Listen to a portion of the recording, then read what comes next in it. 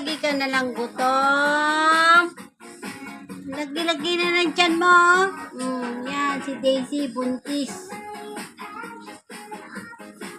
Daisy buntis. Laki ng tiyan, oh. Daisy buntis.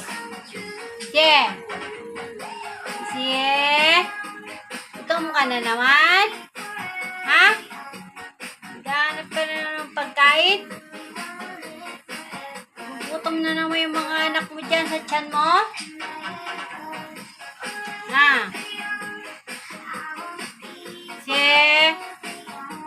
Gutom ka na naman?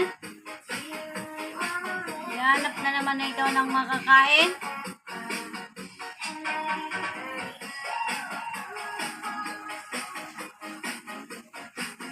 Gutom na naman si Daisy.